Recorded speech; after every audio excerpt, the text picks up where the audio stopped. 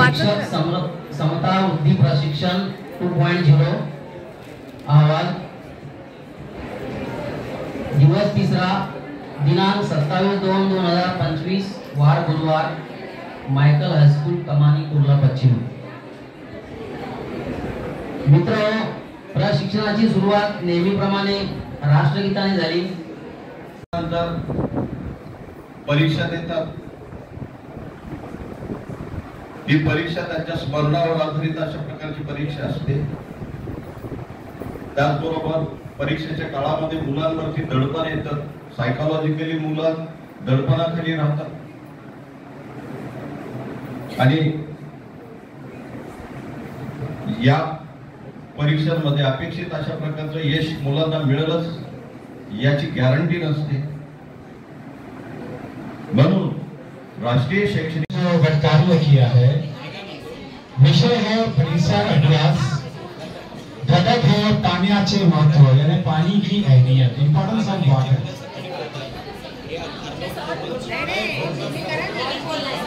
इयत्ता 8वीं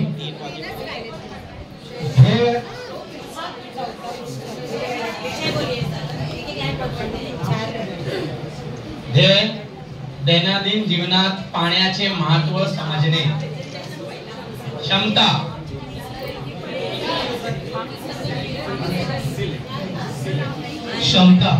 पाण्याचे महत्त्व समजून इतरांना पाणी बचतीसाठी जागरूक करणे। अध्ययन निष्पत्ति के ताल्लुक से थोड़ा बोलना चाहूंगी। अध्ययन निष्पत्ति जिसे हम कहते हैं कि मुतवक्का तब्दीली, और ये मुतवक्का तब्दीली या आमोज़शी महासिल कार्य किया है। विषय है परिसर अभ्यास, घटक है पाण्याचे महत्व यानी पानी की अहमियत, इंपॉर्टेंस ऑफ वाटर।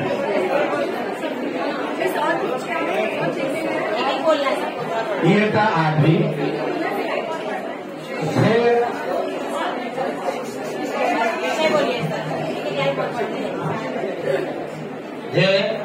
दैनंदिन जीवनात पाण्याचे महत्त्व समजणे। क्षमता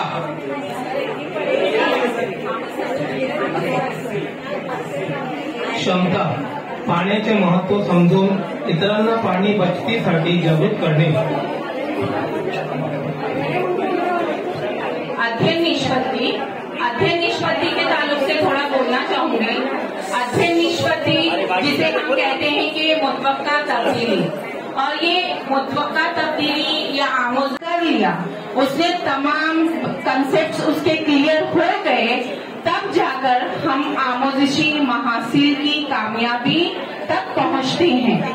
और जैसे सर ने बताया कि आमोज़शी महासिल जो है तकरीबन 1 से 8वीं तक के तमाम किताब की शुरुआत में स्टार्ट में दिए जाते हैं कि कौन से सब्जेक्ट और कौन से लेसन के तहत आपको बच्चे में कौन सी आमोज़शी महासिलें मुतवक्का हैं। उसी के मुताबिक हम अपने मकासद जो हैं उसे निर्धारित करते हैं उसी का, ठीक है। और फिर उसी के मुताबिक हम अपनी तमाम जो टीचिंग एक्सप्रेशंस है वो बच्चे को देते हैं।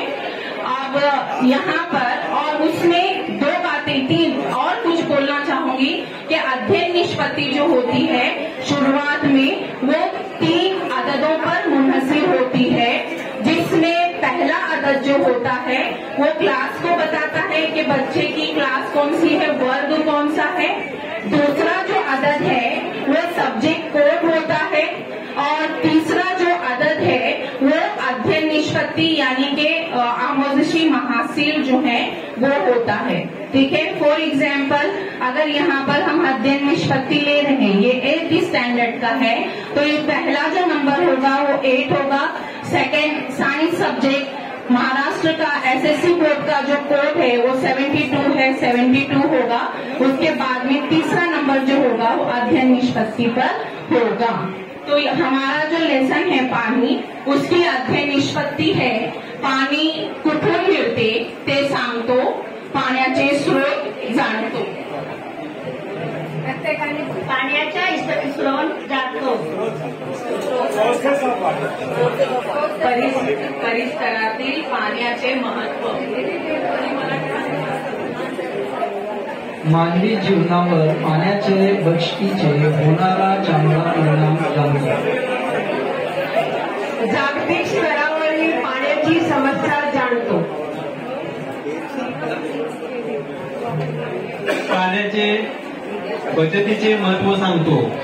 तसेच पाण्याची अवस्थाही सांगू शकतो. विद्यार्थ्याला जर आपण पदार्थाच्या अवस्था विचारल्या तर तो लिक्विड वॉटर आहे किंवा त्याची अवस्था पण सांगू शकतो किंवा पाण्याचा रंग सुद्धा तो सांगू शकतो, टेस्ट सांगू शकतो.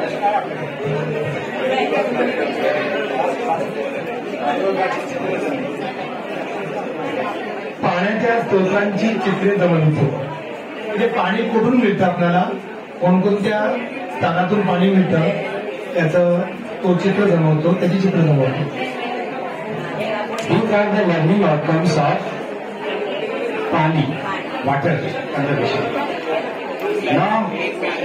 अब जो है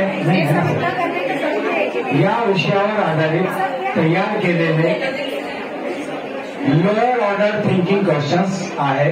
मी मॅडमकडे देतो.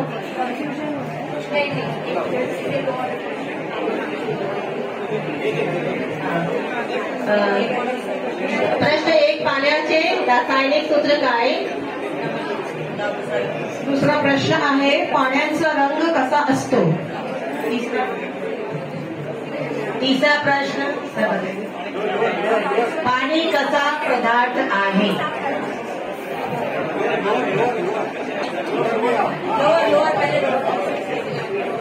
लोअर क्वेश्चन, आपल्याला पाणी कुठून मिळते. आपको पानी कहाँ कहाँ से मिलता है. इसके बाद बारी आती है आप पानी कहाँ जमा करके रखते हो. मुझे कोई बताएगा या पानी कहाँ जमा करके रखते हो. वेरी गुड मैडम, बताइए. किन कौन सी चीजों में.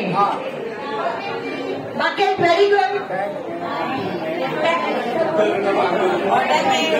Very good, very good. तो पानी जमा हम लोग घर में, बकेट में, टैंक में, सभी चीजों में करते हैं. इसके अलावा इसके बाद लघु उत्तरी प्रश्न तैयार किए गए हैं. कौन है मैडम? मैडम बोलिए ना.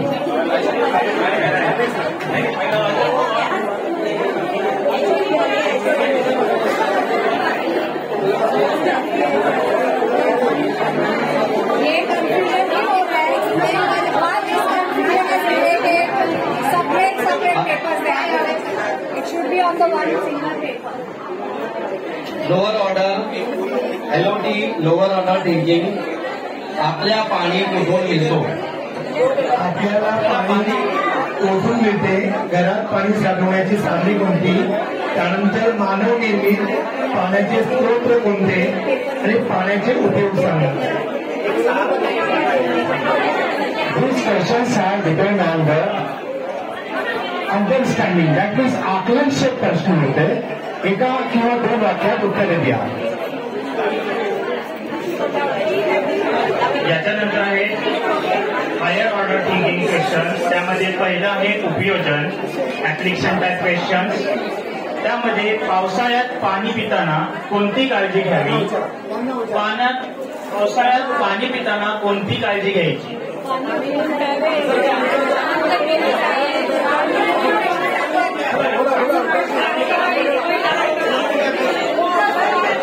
डोळ्यावर पाणी का पिऊ नये. त्यानंतर आहे विश्लेषणात्मक प्रश्न. पाणी शुद्ध कसे केले जाते. पाणी अशुद्ध होण्याची कारणे कोणती. दूषित पाण्यामुळे कोणते आजार होतात.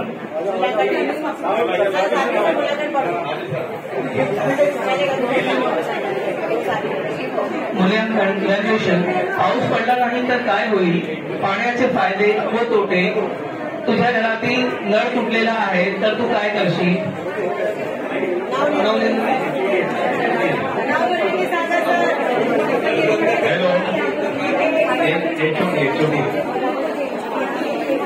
Hello. Higher order thinking question. ये क्वेश्चन जो है नॉलेज बेस के ऊपर रहता है, जिसको तजिया कहते हैं उर्दू के अंदर, और हिंदी में इसको विश्लेषण कहते हैं. गट क्रमांक 3 हमारा विषय है हिंदी कक्षा 9वीं की एक कविता हमने ली है। सबसे पहले 2 पंक्तियां आपको सुनाना चाहता हूं, जिससे कि हमारी कविता का नाम आपके मुंह से आ जाएगा।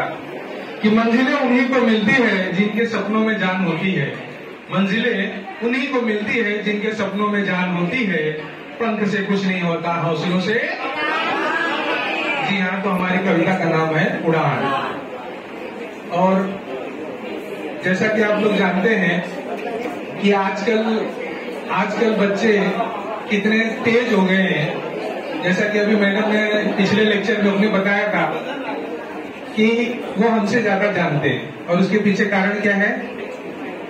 व्हाट्सएप और सोशल मीडिया।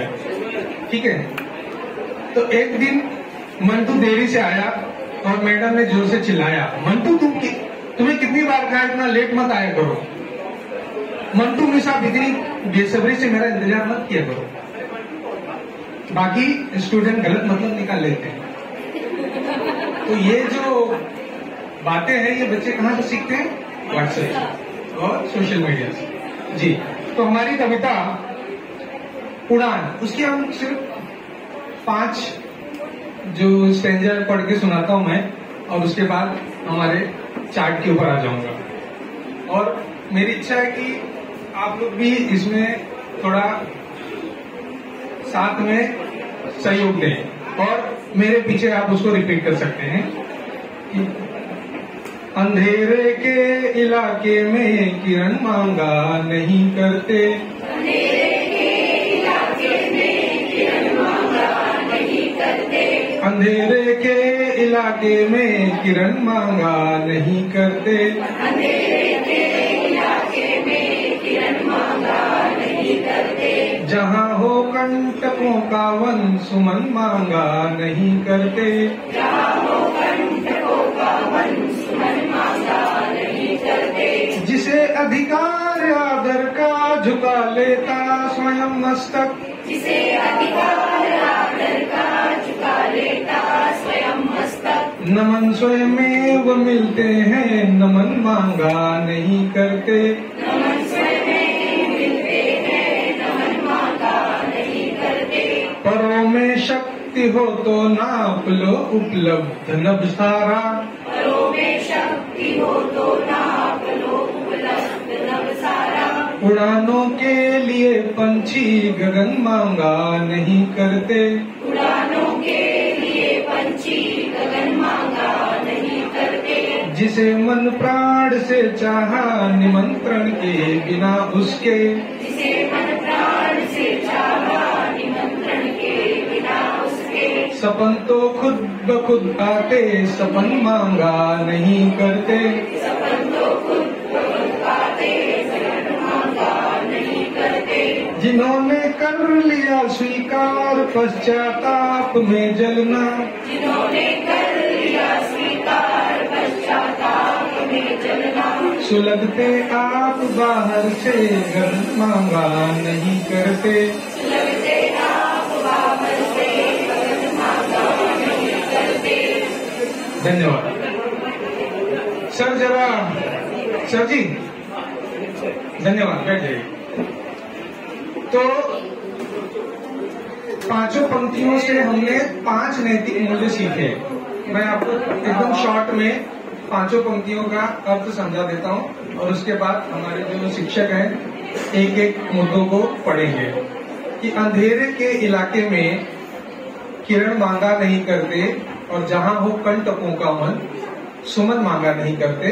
यानी अंधेरे का इलाका है और पूरा अंधेरा है, और वहां पर सूर्य का प्रकाश पहुंच नहीं सकता, तो वहां किरण मांगने से मिलेगा नहीं, हमें प्रयास करना पड़ेगा, कोशिश करनी पड़ेगी।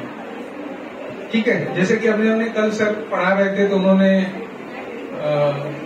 नाना पाटेकर की मूवी का उदाहरण दिया था। कोई घर देता का घर देने से, मांगने से कोई देने वाला नहीं। जिसे अधिकार आदर का झुका लेता स्वयं मस्तक, तो जिसको आदर मिलना है वो उसके कर्मों से मिलेगी, उसके विनम्रता से मिलेगी, आदर मांगने से मिलने वाला नहीं।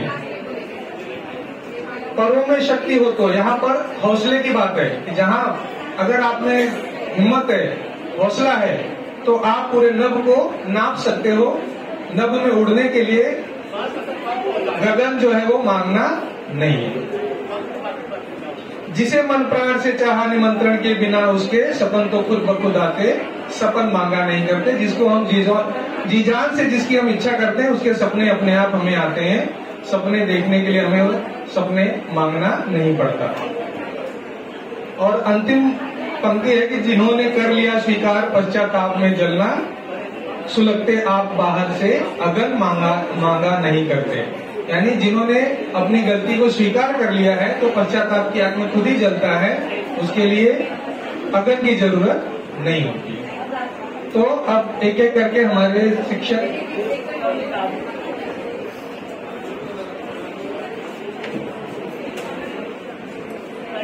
हमारे गट प्रमुख सुहास महाजन सर से मैं निवेदन करूंगा कि वो ऊपर के जो घटकों के नाम पाठ। कक्षा 9वीं, विषय हिंदी, घटक पद्य, उपघटक उड़ान।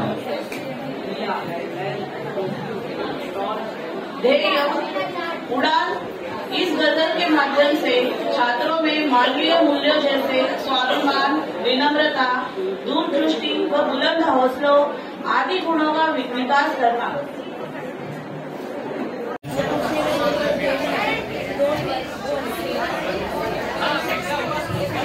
नमस्कार। घटक क्रमांक 3 हमारा विषय है हिंदी। कक्षा 9वीं की एक कविता हमने ली है। सबसे पहले 2 पंक्तियां आपको सुनाना चाहता हूं, जिससे कि हमारी कविता का नाम आपके मुंह से आ जाएगा। कि मंजिलें उन्हीं को मिलती है जिनके सपनों में जान होती है। मंजिलें उन्हीं को मिलती है जिनके सपनों में जान होती है। पंख से कुछ नहीं होता, हौसलों से। जी हाँ, तो हमारी कविता का नाम है उड़ान। और जैसा कि आप लोग जानते हैं कि आजकल बच्चे कितने तेज हो गए हैं। जैसा कि अभी मैडम ने पिछले लेक्चर में अपने बताया था कि वो हमसे ज्यादा जानते हैं, और उसके पीछे कारण क्या है? व्हाट्सएप और सोशल मीडिया। ठीक है, तो एक दिन मंटू देरी से आया और मैडम ने जोर से चिल्लाया, मंटू तुम्हें कितनी बार कहा इतना लेट मत आया करो। मंटू हमेशा इतनी बेसब्री से मेरा इंतजार मत किया करो। बाकी स्टूडेंट गलत मतलब निकाल लेते हैं। तो ये जो बातें हैं ये बच्चे कहाँ से सीखते हैं? व्हाट्सएप और सोशल मीडिया से। जी, तो हमारी कविता उड़ान, उसके हम सिर्फ 5 जो स्टेंजा पढ़ के सुनाता हूं मैं, और उसके बाद हमारे चार्ट के ऊपर आ जाऊंगा। और मेरी इच्छा है कि आप लोग भी इसमें थोड़ा साथ में सहयोग दें, और मेरे पीछे आप उसको रिपीट कर सकते हैं कि अंधेरे के इलाके में किरण मांगा नहीं करते, अंधेरे के इलाके में किरण मांगा नहीं करते, अंधेरे के इलाके में किरण मांगा नहीं करते, अंधेरे के इलाके में किरण मांगा नहीं करते, जहाँ हो कंटकों का वन सुमन मांगा नहीं करते, जहाँ हो कंटकों का वन सुमन मांगा नहीं करते, जिसे अधिकार आदर का झुका लेता स्वयं मस्तक, जिसे अधिकार आदर का झुका लेता स्वयं मस्तक, नमन स्वयं में वो मिलते हैं नमन मांगा नहीं करते, नमन स्वयं में मिलते हैं नमन मांगा नहीं करते, परों में शक्ति हो तो नाप लो उपलब्ध नभ सारा, परों में शक्ति हो तो नाप लो उपलब्ध नभ सारा, उड़ानों के लिए पंछी गगन मांगा नहीं करते, दानों के लिए पंछी गगन मांगा नहीं करते। जिसे मन प्राण से चाहा निमंत्रण के बिना उसके, जिसे मन प्राण से चाहा निमंत्रण के बिना उसके, सपन तो खुद ब खुद आते सपन मांगा नहीं करते। सपन तो खुद ब खुद आते सपन मांगा नहीं करते। जिन्होंने कर लिया स्वीकार पश्चाताप में जलना, जिन्होंने कर लिया स्वीकार पश्चाताप में जलना, सुलगते आप बाहर से घर मांगा नहीं करते। सुलगते आप बाहर से घर मांगा नहीं करते। धन्यवाद सर। जरा सर जी धन्यवाद, बैठ जाइए। तो पांचों पंक्तियों से हमने 5 नैतिक मूल्य सीखे। मैं आपको एकदम शॉर्ट में पांचों पंक्तियों का अर्थ समझा देता हूं और उसके बाद हमारे जो शिक्षक हैं एक एक मुद्दों को पढ़ेंगे। कि अंधेरे के इलाके में किरण मांगा नहीं करते और जहां हो कंटकों का वन सुमन मांगा नहीं करते। यानी अंधेरे का इलाका है और पूरा अंधेरा है और वहां पर सूर्य का प्रकाश पहुंच नहीं सकता, तो वहां किरण मांगने से मिलेगा नहीं, हमें प्रयास करना पड़ेगा, कोशिश करनी पड़ेगी। ठीक है, जैसे कि हमने कल सर पढ़ा रहे थे तो उन्होंने नाना पाटेकर की मूवी का उदाहरण दिया था। कोई घर देता का घर देने से मांगने से कोई देने वाला नहीं। जिसे अधिकार आदर का झुका लेता स्वयं मस्तक। तो जिसको आदर मिलना है वो उसके कर्मों से मिलेगी, उसके विनम्रता से मिलेगी, आदर मांगने से मिलने वाला नहीं। पर्वों में शक्ति हो तो यहाँ पर हौसले की बात है कि जहां अगर आप में हिम्मत है, हौसला है, तो आप पूरे नभ को नाप सकते हो। नभ में उड़ने के लिए गगन जो है वो मांगना नहीं है। जिसे मन प्राण से चाहा निमंत्रण के बिना उसके, सपन तो खुद ब खुद आते सपन मांगा नहीं करते। जिसको हम जी जान से जिसकी हम इच्छा करते हैं उसके सपने अपने आप हमें आते हैं। सपने देखने के लिए हमें सपने मांगना नहीं पड़ता। और अंतिम पंक्ति है कि जिन्होंने कर लिया स्वीकार पश्चाताप में जलना, सुलगते आप बाहर से अगन मांगा नहीं करते। यानी जिन्होंने अपनी गलती को स्वीकार कर लिया है तो पश्चाताप की आग में खुद ही जलता है, उसके लिए अगन की जरूरत नहीं होती। तो अब एक एक करके हमारे शिक्षक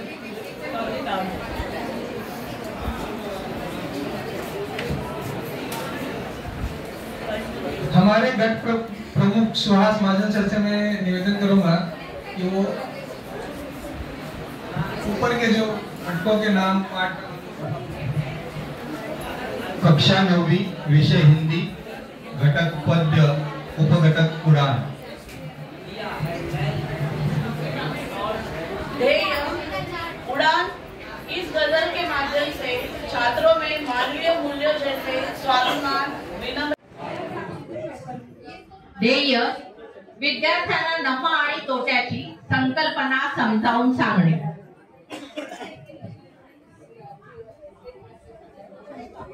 क्षमता, खरेदी किंमत आणि विक्री किंमत आणि नफा व तोट्याची गणना करणे।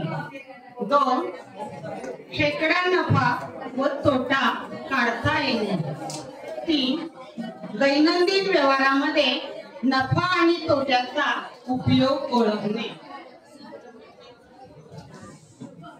अध्ययन निष्पत्ती क्रमांक आहे 06.71.19 दैनंदिन व्यवहारातील लागणारा शेकडा नफा शेकडा तोटा काढा। क्रमांक 1 वस्तूची खरेदी किंमत विक्री किंमत सांगू शकतो। 2 क्रमांक नफा तोटा केव्हा झाला हे ओळखतो। क्रमांक 3 शेकडा नफा व शेकडा तोटा म्हणजे काय हे सांगतो। क्रमांक 4 सूत्राच्या सहाय्याने नफा तोटा शेकडा नफा व शेकडा तोटा काढतो। क्रमांक 5 बाजारातील वस्तूंच्या किमतींची ओळख करून देतो.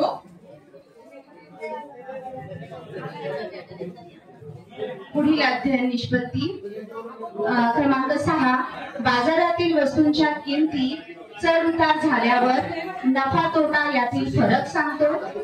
दैनंदिन जीवनातील व्यापारात नफा होण्यासाठी आवश्यक गोष्टींची तरतूद करण्यासाठी प्रयत्न करतो. वस्तूंची खरेदी विक्री करताना आवश्यक ती मूल्यांमध्ये कमी जास्त म्हणजे बार्गेनिंग करण्याची क्षमता विकसित करतो. शेकडा नफा शेकडा तोटा दिला असता खरेदी किंमत विक्री किंमत सूत्रांच्या साहाय्याने काढतो. आणि 10वा आहे अध्ययन निष्पत्ती वास्तविक जीवनामध्ये या संकल्पनेचा वापर म्हणजेच उपयोजन करतो. उपघटक नफा आणि तोट्याचे उपघटक आहे. नंबर 1 कॉस्ट प्राइस म्हणजेच लागत किंमत किंवा खरेदी किंमत आणि सेलिंग प्राइस म्हणजे खरेदी किंमत विक्री किंमत. सॉरी. नफा म्हणजेच प्रॉफिट, तोटा लॉस, शेकडा नफा अँड शेकडा तोटा म्हणजेच percent loss and percent profit. Next is the serial order 1 level higher order level, lower order level. The skill is thinking and the skill is knowledge based. प्रश्न क्रमांक 1 नफा आणि तोटा म्हणजे काय? प्रश्न क्रमांक 2 लागत किंमत आणि विक्री किंमत म्हणजे काय?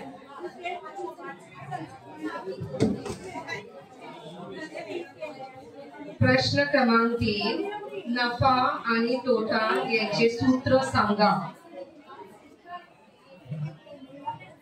आता दुसऱ्या प्रकारचा प्रश्न असतो तो म्हणजे understanding lower order thinking based question. त्यातला पहिला प्रश्न आहे जर खरेदीची किंमत 500 रुपये असेल आणि विक्रीची किंमत जर 650 रुपये असेल तर नफा किती? एखाद्या वस्तूची विक्री किंमत 1200 रुपीज आहे आणि त्यावर 10% तोटा झाला तर लागत किंमत काढा. जर तुम्ही 15% नफ्याने 920 रुपयाची वस्तू विकली तर खरेदी किंमती किती?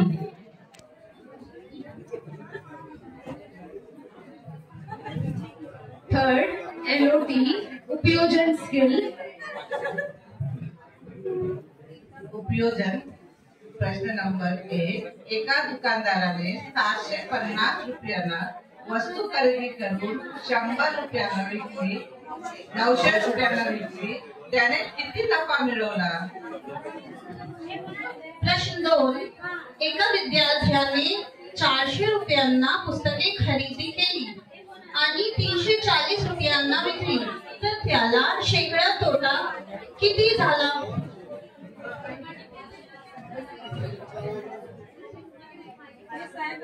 चौथा हायर ऑर्डर थिंकिंग HOT प्रश्न तार्किक विश्लेषण.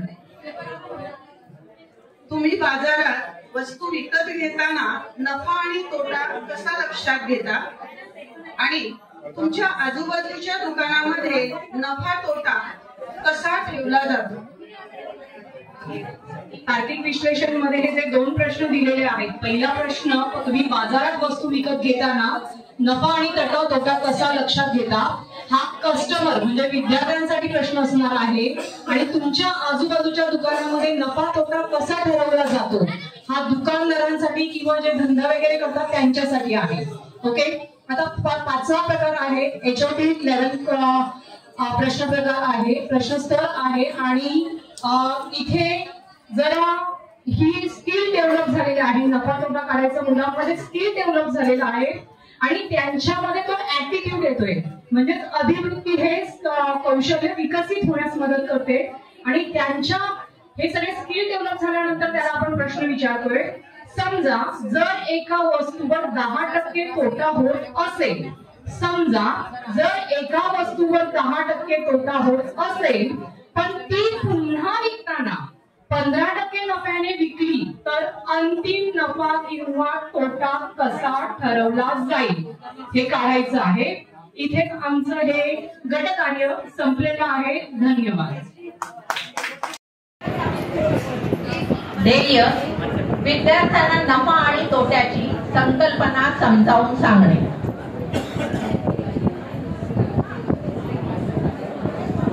क्षमता, खरेदी किंमत आणि विक्री किंमत आणि नफा व तोट्याची गणना करणे.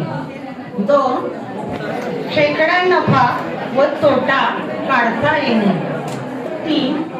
दैनंदिन व्यवहारामध्ये नफा आणि तोट्याचा उपयोग ओळखणे. अध्ययन क्रमांक आहे 06.71.19. दैनंदिन व्यवहारातील लागणारा शेकडा नफा शेकडा तोटा काढा.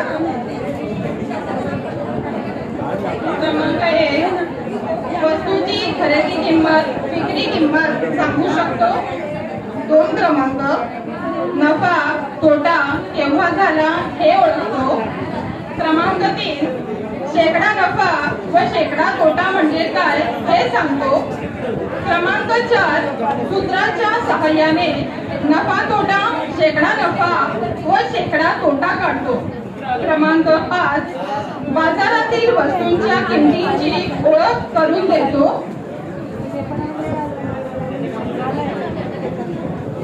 पुढील अध्ययन निष्पत्ती. क्रमांक 6 बाजारातील वस्तूंच्या किमती चढ उतार झाल्यावर नफा तोटा यातील फरक सांगतो. दैनंदिन जीवनातील व्यापारात नफा होण्यासाठी आवश्यक गोष्टींची तरतूद करण्यासाठी प्रयत्न करतो. वस्तूंची खरेदी विक्री करताना आवश्यक ती मूल्यांमध्ये कमी जास्त बार्गेनिंग करण्याची क्षमता विकसित करतो.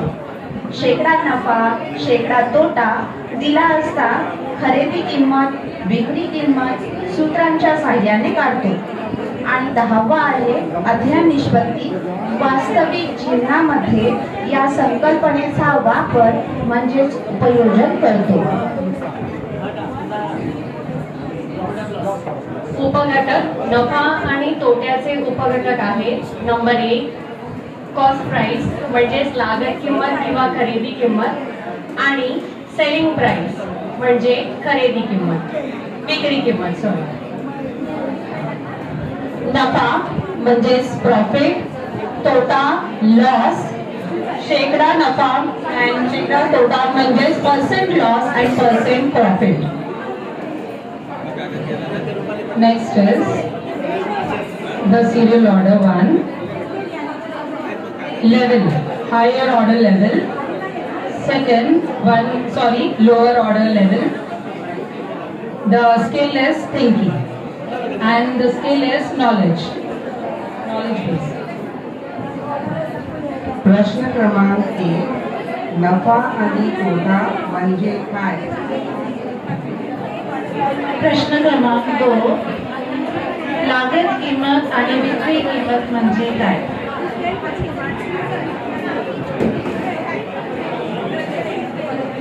प्रश्न क्रमांक 3 नफा आणि तोटा यांचे सूत्र सांगा.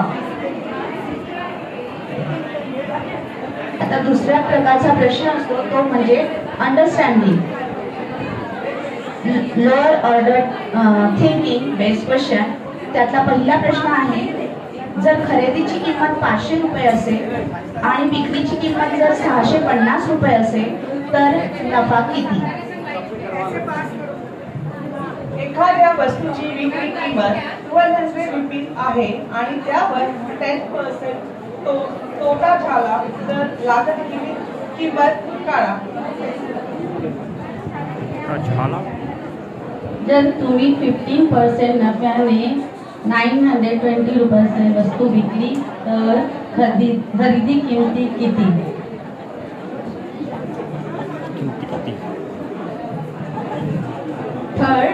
LOT उपयोजन स्किल.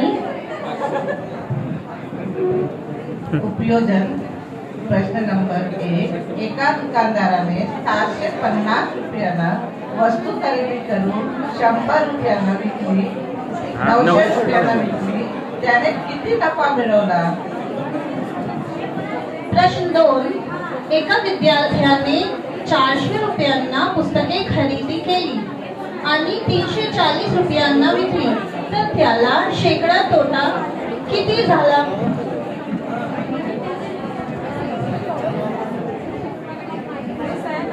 चौथा हायर ऑर्डर थिंकिंग HOD प्रश्न तार्किक विश्लेषण. तुम्ही बाजारात वस्तू विकत घेताना नफा आणि तोटा कसा लक्षात घेता आणि तुमच्या आजूबाजूच्या दुकानामध्ये नफा तोटा कसा ठेवला जातो? तार्किक विश्लेषण मध्ये हे जे 2 प्रश्न दिलेले आहेत. पहिला प्रश्न, तुम्ही बाजारात वस्तू विकत घेताना नफा आणि तोटा कसा लक्षात घेता, हा कस्टमर म्हणजे विद्यार्थ्यांसाठी प्रश्न असणार आहे. आणि तुमच्या आजूबाजूच्या दुकानामध्ये नफा तोटा कसा ठरवला जातो, हा दुकानदारांसाठी किंवा जे धंदा वगैरे करतात त्यांच्यासाठी आहे. ओके. आता 5वा प्रकार आहे HOD लेवल प्रश्न प्रकार आहे, प्रश्नोत्तर आहे. आणि इथे शुभ संध्याकाळ. शिक्षक क्षमता वृद्धी प्रशिक्षण 2.0 गटकार्य ग्रुप क्रमांक 7 इयत्ता 6वी. विषय आहे इंग्रजी व्याकरण. Our topic is prepositions, and from 2nd standard to 12th standard we can teach prepositions, and today we are going to take this topic aim to enable students to understand and use prepositions in sentence structure and communication skills. Competences to understand the use of prepositions in sentences. To identify and correct common errors made while using prepositions. To encourage students to use real life applications. Learning outcomes. Level of questions. Low order thinking. Types of questions. Knowledge. Questions. Define prepositions. The book is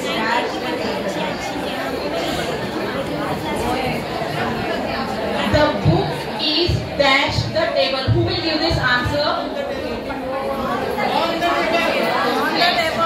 And the second question, the pen is dash the bag.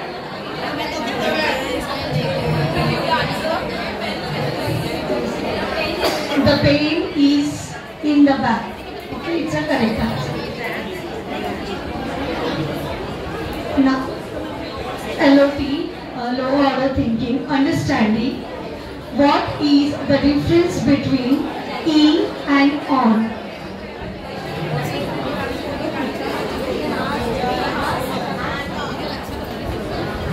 Hey students, this question is for you. What is the difference between in and on? Anybody can give the answer? Stand up and give me the answer, man. The pen is in the bag and it's on the table. Yes, very good.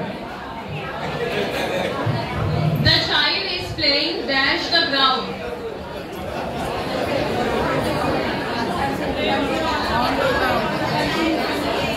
Give me the answer. The child is playing.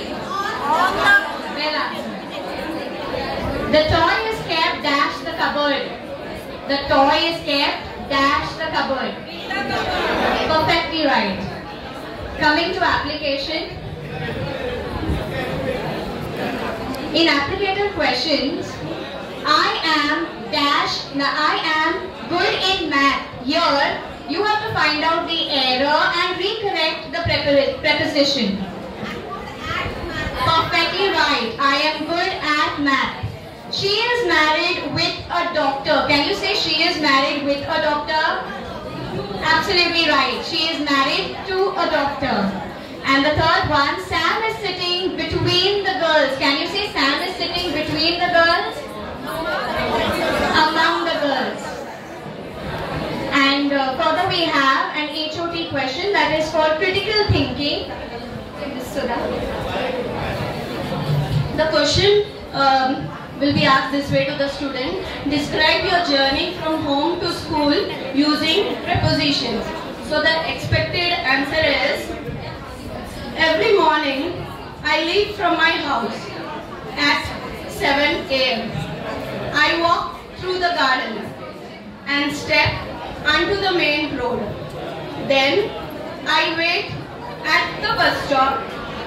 I get into the bus and find a seat by the window.